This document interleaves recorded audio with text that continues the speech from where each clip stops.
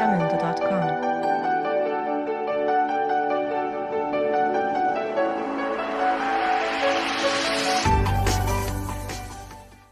Aquaba Memelekeni, vous êtes bien installés? Vous connaissez les fourmis, n'est-ce pas? Eh bien, aujourd'hui, nous allons suivre l'aventure d'une fourmi qui s'appelle Ami. Et cette histoire est parue aux éditions Eberly. Elle ressemble à des milliers de petits soldats qui marchent en file indienne. Elles sont toutes semblables avec leurs silhouettes brunes et leurs antennes toujours en mouvement. Mais l'une des fourmis est différente des autres. Elle a une tête énorme et une mâchoire puissante. C'est Ami, la gardienne de la fourmilière. Quand Ami voit un étranger, elle bloque la fourmilière avec sa grosse tête qui a la même taille que l'entrée. Lorsqu'elle doit se défendre, elle se sert de sa puissante mâchoire.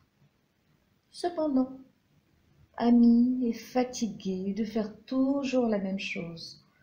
Oh, je veux vivre des aventures comme mes sœurs, dit-elle en soupirant. Elle décide d'abord d'être architecte. Elle retourne le sol avec sa grosse tête et ses pattes pour agrandir la fourmilière. Grâce à son travail, elle permet à la terre de s'aérer et elle aide ainsi l'eau à y pénétrer pour nourrir plus rapidement les fleurs et les racines des arbres.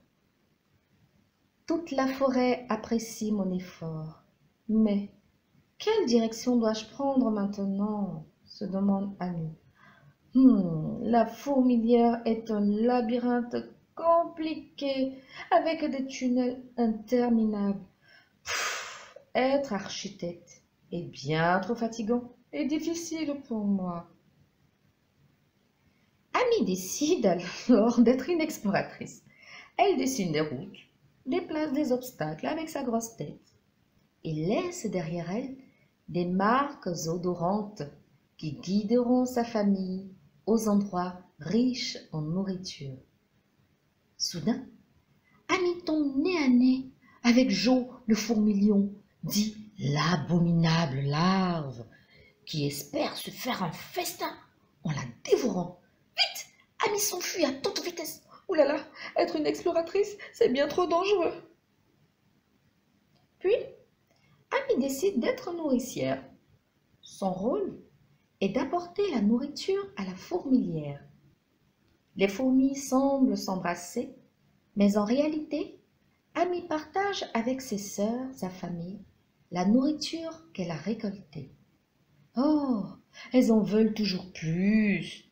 Comment est-il possible que de si petites bêtes aient une aussi grande faim? Ouh là là, ce travail n'est pas dur, ni dangereux, ni difficile, mais Ami le trouve un peu dégoûtant. Maintenant, Ami essaie d'être une éleveuse. Ce travail a l'air vraiment amusant. Les pucerons qui vivent dans les arbres sont les amis des fourmis. Ils leur fournissent du bon jus sucré.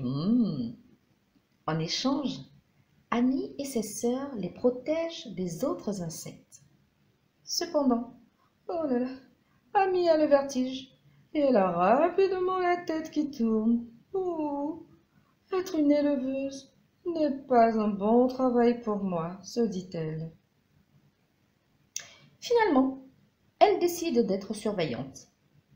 Sa mission est de prendre soin et de protéger les œufs pondus par la reine des fourmis. Environ 10 œufs par jour.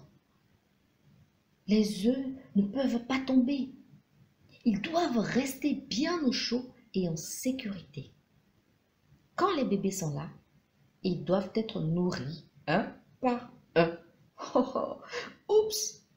Être surveillante demande trop de responsabilités. C'est bon, j'arrête. Je ne veux plus vivre de nouvelles aventures. Il y a une raison pour laquelle j'ai une grosse tête et une mâchoire si puissante. Personne d'autre que moi ne peut être la gardienne de la fourmilière. Annie retourne donc joyeusement à sa première tâche. Elle sait maintenant que dans sa grande famille, chaque fourmi est importante et a un rôle à jouer pour la protection de la forêt. Chaque petite fourmi a sa place afin que tout se déroule parfaitement. Ainsi prend fin l'aventure de Annie la petite fourmi. J'espère que vous avez bien aimé cette histoire.